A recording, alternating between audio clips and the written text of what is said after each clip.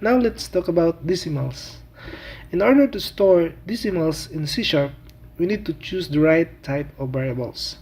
As we mentioned before, it's pretty easy to declare a variable to store decimal values.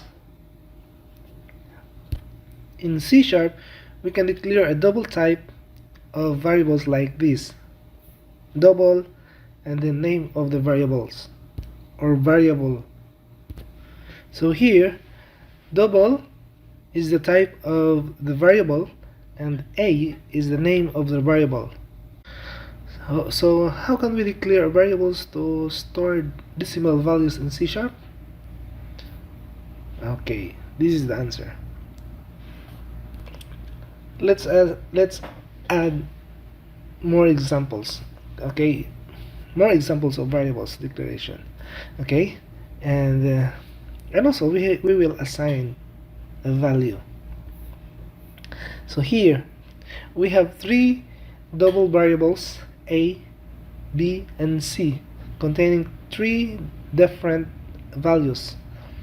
A contains 1.2 and B contains negative 10.6 and C contains 0. We might be wondering if we can use a double variable to store integers numbers as well. Yes, we can. Take a look. This declaration is also correct. But wait, if you can simply use a decimal type of variables, then why did we use an integer type instead? It's all about code optimization. Integer type requires less space in memory as compared to decimal type. For now, it might seem confusing, but don't worry, we'll cover them later. When you code in future, make sure that your code is optimized. It's a great practice in programming. Okay. At this point, you know how to declare variable type or double type variables and assign values to them. Our next topic is storing characters. Now you know how to declare integer type of variable, double type of variables, and now you are making great progress. Before moving on, there is one more thing we need to cover. We'll learn how characters are stored in C#. Don't worry, this is very similar to storing numbers. In order to store characters in C#, we follow pretty much the same steps as we do with other data types. So we use character type of variables when we need to store characters. Here are steps to do or to declare a character type of variable. Type of variables or type of variable char, and then name of the variables, and of course the commonly missed out of most beginner programmer is the semicolon. Don't forget that. This is the sample. As we see, everything is the same except for the keyword char. We use pretty much the same syntax structure when we need to declare variables. But bear in mind, this is an important point to keep in mind when it comes to assigning values to char type of variable. When we assign a value to them, we need to enclose it with single quotes. Example: A quote, single quote. Okay? First, we declare a char variable and then we assign a value to it. Our value is the letter B for this particular example.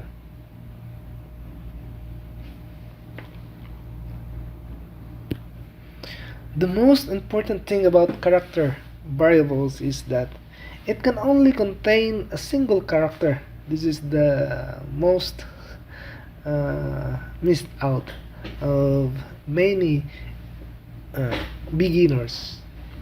beginner programmer. Whatever it is, let it be a letter, single digit, symbol, or even an empty space. Only one, and that's all.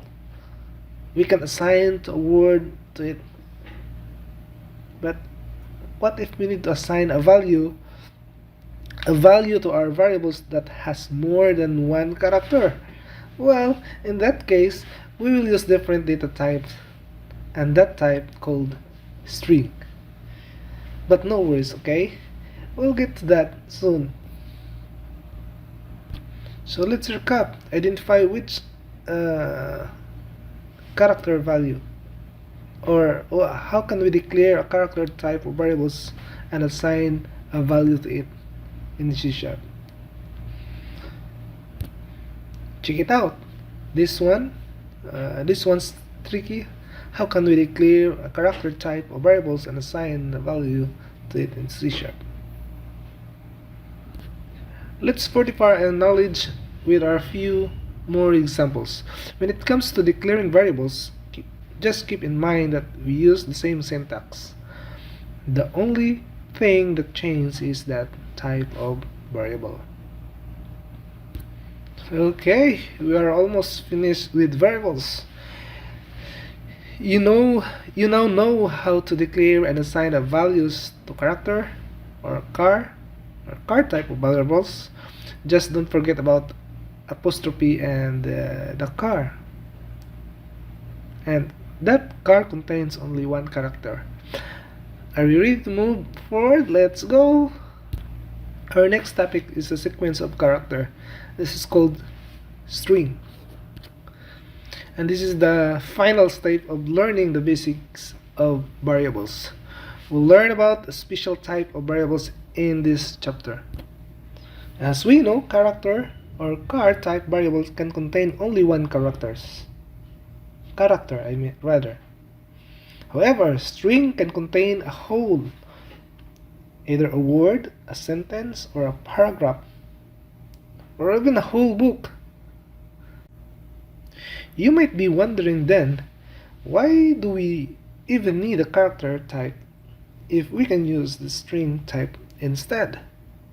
The answer again is optimization. We talk about it being a very significant practice in programming. Remember, car variables take up much less space in the memory as compared to string variable.